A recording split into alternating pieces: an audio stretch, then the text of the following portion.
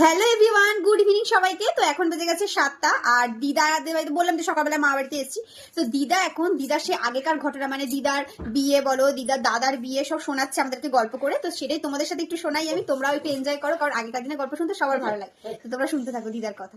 এই যে পাশে দিদি বসে আছে, এপাশে শ্রেয়া বসে আছে, এপাশে রিয়া বসে আছে, 4জন মিলে এখন বসে। এই যে দিদা, এখন সব গল্প শুনছি আমরা। লাইব্রেরি থেকে বই আনতো, শ্বশুরকে দিত একটা।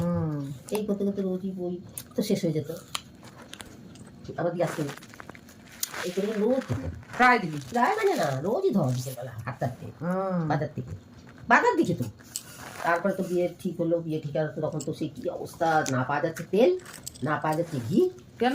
বিয়েতে না পাওয়া যাচ্ছে না, আউট অফ মার্কেট। তারপরে তো তো পিসেমশাই, আমার পিছনে দিদা, এই যে দাদু, আমার দাদু বলো। দাদু কলকাতা থেকে কোথার থেকে টিনে টিনে করে তেল আর ঘি নিয়ে এসছে।